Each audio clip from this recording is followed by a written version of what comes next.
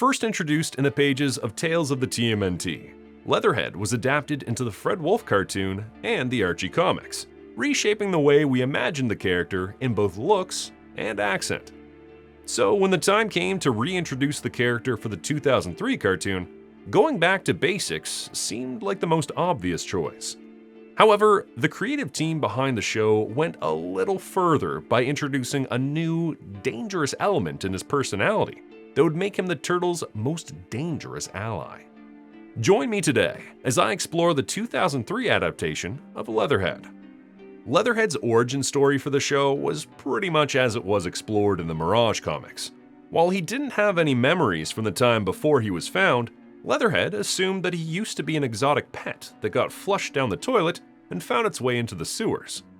It was in those dark, wet tunnels that he was discovered by the Utroms, who deemed him worthy of investigation and took him to the TCRI building.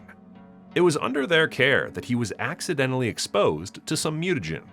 This caused him to grow in size and greatly accelerate his intellectual development. Seeing that he had become sentient, the Utroms decided to adopt him. With the Utroms as his family, Leatherhead learned about their history, their enemies, their technology, and their mission to return to their homeworld. However, his peaceful existence with the Utroms would be interrupted one day as the National Guard broke into TCRI, forcing the Utroms to abandon the planet, leaving Leatherhead behind. Without a home, Leatherhead went back to the sewers, where he improvised a new lab in the abandoned turtle lair. There, he began working on a transmat device that would help him reunite with his family. Something that, for better or worse, would never happen. Michelangelo had an almost fatal first encounter with Leatherhead while helping Donatello with some underwater work. After surviving, Mikey told his brothers about his discovery. This brought some memories of an encounter they had years ago with an albino crocodile. Determined to learn more about the creature, Mikey followed him to the old lair, where he realized that the giant crocodile was actually a scientist of sorts, and he was working on repairing an Utrom exosuit. Leatherhead realized Mikey was spying on him and chased him until the turtle was cornered. Without an alternative, Mikey tried to talk his way out of it. This worked until the rest of the turtles arrived and another battle broke out. After the turtles reasoned with Leatherhead, he explained his backstory. This ended with a dangerous surprise. Leatherhead had repaired an exosuit for his buddy, Baxter Stockman, who then told Leatherhead that the reason the Utroms left the planet was because of the turtles' betrayal. In fact, according to him, they were the ones who destroyed the transmat device.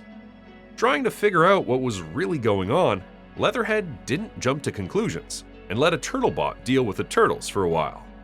After defeating the turtlebot, the turtles had to fight Baxter in this new, more powerful form.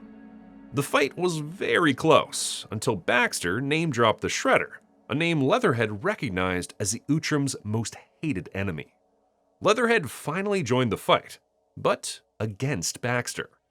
Knowing when to retreat, Baxter escaped, making sure that the old lair would cave in and kill all his enemies at once. Leatherhead held the ceiling so that the turtles could escape, but Mikey couldn't let him die.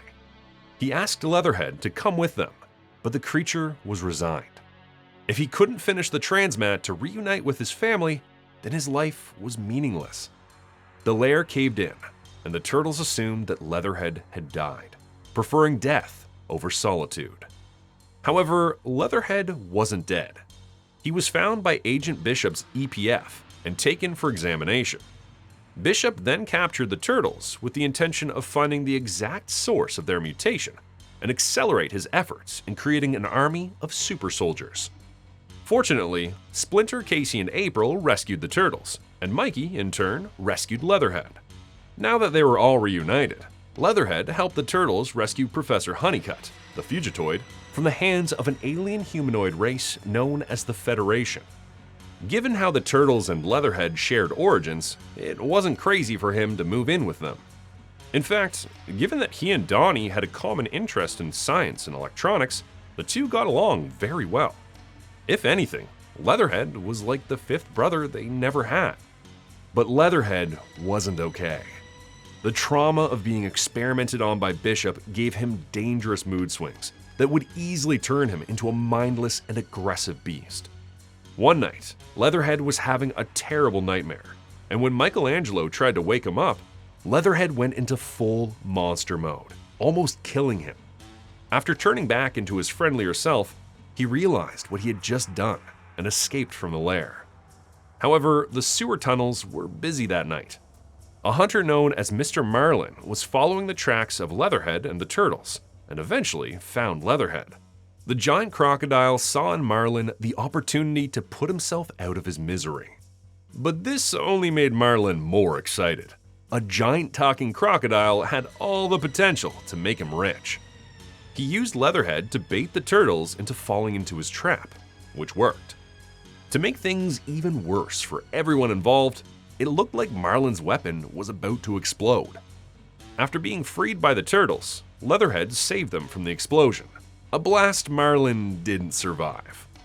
While seeing Mikey alive was a relief to Leatherhead, it had become clear that he wasn't safe to have around. This could only mean that he was meant to roam alone forever.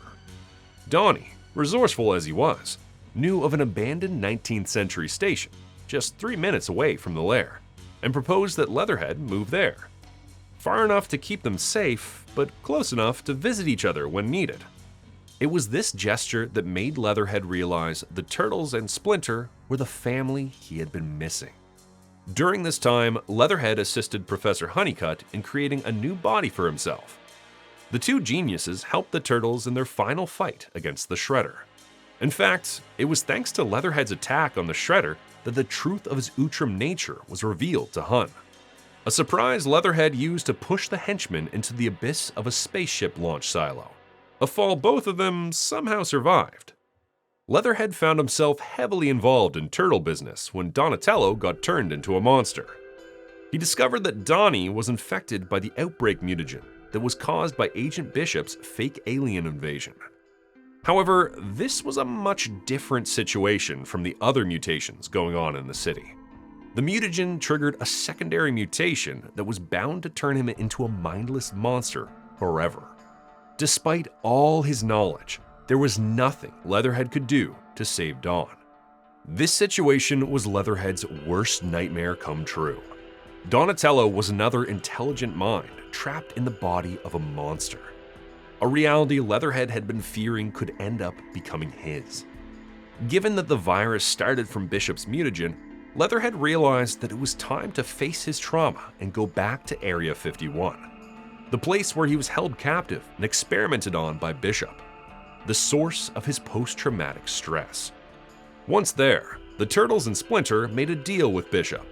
They would do an errand for him in exchange for the cure. But Donnie almost escaped from their control, and Bishop felt tempted to kill him on the spot.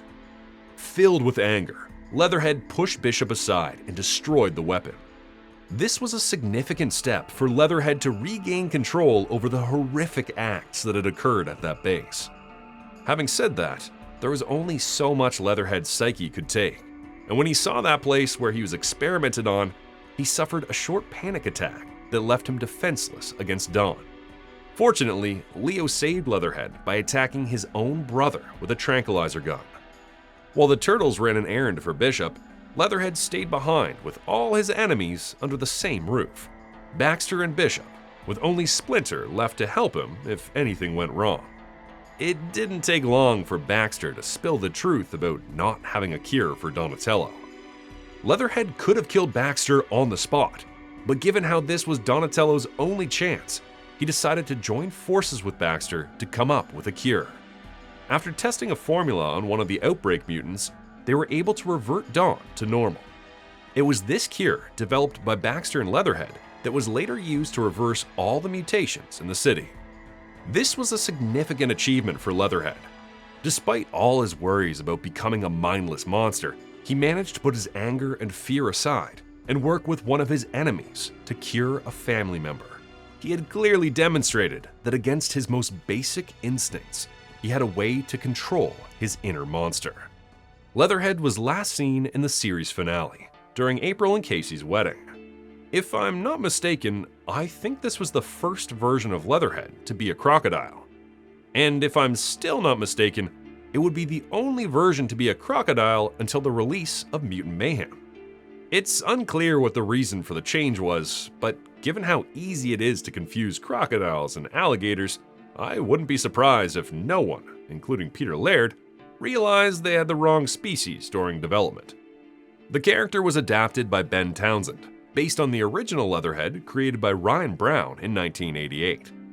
On screen, he was initially voiced by Frederick B. Owens until 2004.